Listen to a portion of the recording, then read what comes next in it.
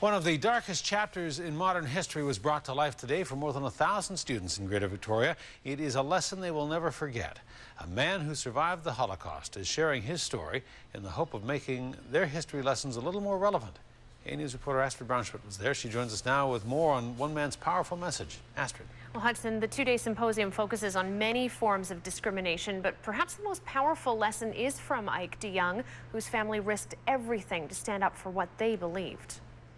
As a child of just 5 years old, Ike de Jong remembers strangers being brought into his family home in Holland. Hamburger was their last name, but you know, we only refer to him as Oom and Tante, uncle and aunt.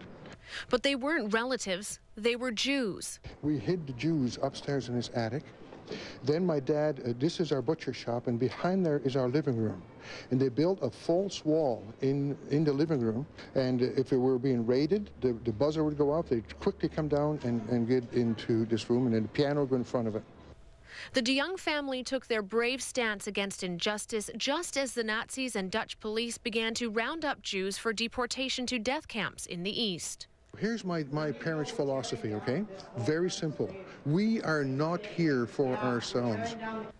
Decades later, de Jong shares his experience with more than 1,000 middle and high school students as part of a Holocaust symposium. But it's important that we realize that this could happen again, and it's important that we take a stand. You are not here for yourself.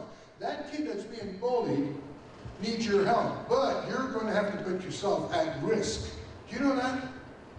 Students agree that the historical messages they heard inside their school today are just as relevant out here on the school grounds. It's definitely invaluable. We see the occasional bit of discrimination here and there, but maybe it's something that we're just born with, or maybe it's something we've got to grow out of. I don't know. I think it can be relevant, just a better understanding of history and the mistakes as a human race we've made in the past and how we can work together to avoid them. For the third year, Oak Bay High School is hosting the symposium. And they make connections to modern times and, you know, current contexts about bullying and things like that.